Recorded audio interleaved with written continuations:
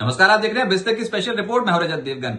Share market तो हिचकोले खाता ही है। इस साल कौन सा बहुत बड़ा पैसा बन गया शेयर मार्केट पे, लेकिन हाल फिलहाल में करेंसी डेप्रिशिएट हो गई। रुपया डॉलर के मुकाबले रिकॉर्ड निचले रुपए पहुंच गया और इसने बढ़ा दिया है सर दर्द। तो ये क्या हो गया, इस रिपोर्ट में डिस्कस करेंगे। शुरू से आखिर तक ये रिपोर्ट जरूर देखिएगा, आपको पता चलेगा कि रुपए की गिरावट क्यों हुई है, अन्य करेंसीज के मुकाबले रुपए का प्रदर्शन कैसा है और आने वाले समय के लिए क्या हो सकता है, किसको फायदा किसको नुकसान, इन तमाम मुद्दों को डिस्कस करेंगे और स्टेप बाय स्टेप चलेंगे। तो सबसे पहले तो आपकी करेंसी हो गई है कमजोर डॉलर के मुकाबले, लेने के देने पड़ गए हैं। 5.5% 2025 में अब तक डेप्रिशिएट हो चुका है रुपया डॉलर के टर्म्स में और आज 90.43 का रिकॉर्ड लो लेवल छुआ है डॉलर के मुकाबले। अब कल आनी आरबीआई पॉलिसी से थोड़ा सा उसके बाद संभल गया, लेकिन 90 के आसपास तो है। यही अपने आप में बहुत टेंशन की बात है, क्योंकि इस साल के शुरू में देखते हैं तो 83 के आसपास का था। अच्छा, सिर्फ डॉलर के मुकाबले नहीं, अन्य करेंसीज के मुकाबले भी टूटा है। एक साल का आपको डेटा बताता हूं, यूएस डॉलर आईएनआर के जो डेटा है, यानी कि यूएस डॉलर के टर्म्स में, उसमें 6.54% की गिरावट है रुपए में।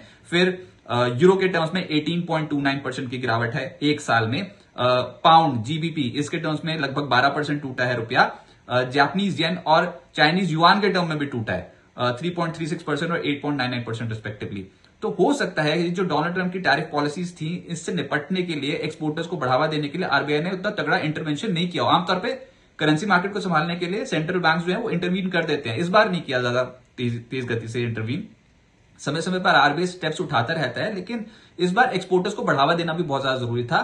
नहीं तो लेने के देने पड़ जाते। कितने भारी भरकम टैरिफ लगा रखे ना डोनाल्ड ट्रंप ने, उससे निपटने के लिए थोड़ा सा आपको अपनी करेंसी को डेप्रिशिएट होने दिया। यही आरबीआई ने सही समझा। आप देखते हैं कल आरबीआई गवर्नर क्या बोलते हैं। उनकी पॉलिसी आने वाली है, बहुत बड़ा मुद्दा है, उनसे सवाल पूछा जाएगा। लेकिन जो मुख्य कारण है जिनकी वजह से रुपए में गिरावट देखने को मिली, उसमें सबसे पहला है एफआईएस की शेयर बाजार में बिकवाली। आपको पता खरीद तो रही नहीं है।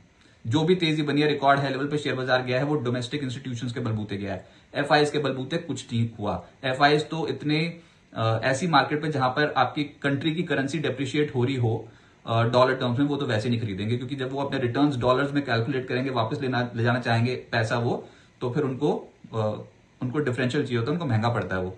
तो अभी एफआईएस की लगातार बिकवाली है और इस साल तो 2,76,000 करोड़ रुपए की बिकवाली वो कर चुकी है। फिर दूसरा ट्रेड डेफिसिट, व्यापार घाटा जिसे हम बोलते हैं, मतलब इंपोर्ट का जो वैल्यू फिगर आता है वो ज्यादा और एक्सपोर्ट कम, तो उस लिहाज से एक ट्रेड डेफिसिट क्रिएट हो जाता है इकोनॉमी में। और अक्टूबर का आंकड़ा 32.2 बिलियन यूएस डॉलर से ट्रेड डेफिसिट बढ़कर हो गया था 41.7 बिलियन यूएस डॉलर। फिर भारत और यूएस की ट्रेड डील होने वाली है। डोनाल्ड ट्रंप ये बोलते हैं, बार बार एशिया का दौरा भी करके जा चुके हैं, सबसे बात भी करके जा चुके हैं, बहुत अच्छी डील करने वाले हैं, ब्यूटीफुल डील करेंगे। हुई नहीं, बहुत देर हो गई। उसकी वजह से भी रुपए पर तनाव आया, दबाव आया। जियोपॉलिटिकल टेंशन एक और रीजन है। लेकिन किसे नुकसान किसे फायदा, ये जानना बहुत जरूरी। नुकसान तो ज्यादा है, जब करेंसी डेप्रिशिएट होती है तो ऑब्वियसली नुकसान ज्यादा होता है। मिसाल के तौर पे कंपनियां, कॉर्पोरेट्स, उनके लिए विदेशी कर्ज लेना महंगा हो जाएगा। जो भी कॉर्पोरेट जिनका बिजनेस जो है वो फॉरेन में होता है, उनको जरूरत पड़ती है पैसे की, विदेशों से वो बोरोइंग करते हैं, वो कर्ज महंगा हो जाएगा। फिर तेल इंपोर्ट महंगा होगा। आपकी जरूरत का 85% तेल आप विदेश से लेते हो और इंपोर्ट बिल बढ़ जाएगा, तो हो गया ना बहुत बड़ा नुकसान। इंपोर्ट बिल बढ़ना ही खतरे की घंटी। फर्टिलाइजर्स को भी आप इंपोर्ट करते हो ज्यादातर, तो वहां पर एक और प्रेशर आएगा। एविएशन कंपनियों के लिए कच्चा माल है क्रूड ऑयल, एटीएफ जब बनता है तो वो क्रूड ऑयल से ऑब्वियसली एटीएफ बनता है। तो क्रूड ऑयल के भाव भले ही नहीं बढ़े हों, लेकिन आपकी करेंसी वीक है और आपको ज्यादा पैसा चुकाना पड़ेगा फ्यूल के लिए।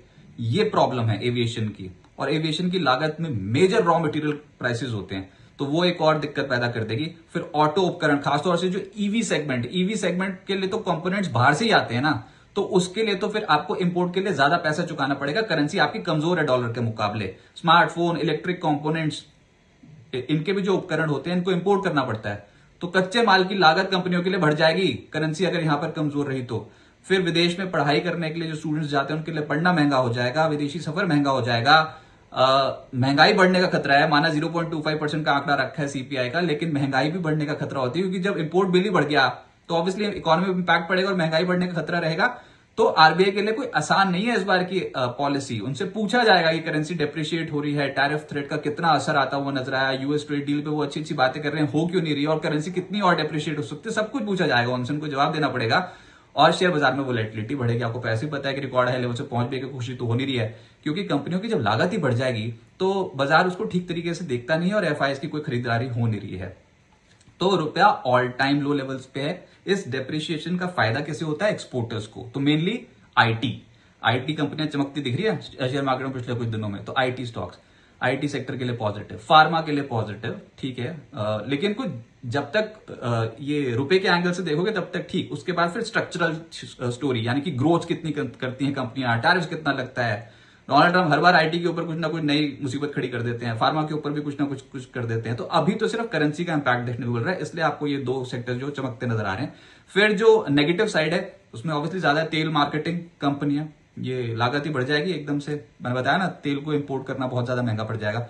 फिर फर्टिलाइजर्स दिक्कत, फिर ऑटो ईवी, इनके लिए थोड़ी मुसीबत, क्योंकि कंपोनेंट्स महंगे हो जाएंगे जो इंपोर्ट करते हैं, और कंज्यूमर ड्यूरेबल्स, कंज्यूमर इलेक्ट्रॉनिक्स, इनके लिए भी कंपोनेंट महंगे हो जाएंगे। ये हमारी कोई रिकमेंडेशन नहीं है, हमारा मकसद भी नहीं था कोई रिकमेंडेशन देने का, लेकिन सर आपको बताना था कि बहुत हाहाकार मचा हुआ है एकदम से। करेंसी मार्केट बहुत ज्यादा डिप्रिशिएट हुई है इस साल। वैसे हर साल कंसिस्टेंटली रुपया डॉलर के मुकाबले डिप्रिशिएट ही होता चला जा रहा है, लेकिन ये 5.5% की जो गिरावट है वो इसलिए चुभ रही है कि इस समय आप बहुत तनाव से गुजर रहे हो। ये डोनाल्ड ट्रंप ने जो टैरिफ्स, जो नीतियां बनाई थी अलग अलग कंट्रीज के लिए, उसके कारण बहुत सारी कंट्रीज ने अपनी करेंसीज को डेप्रिशिएट होने दिया।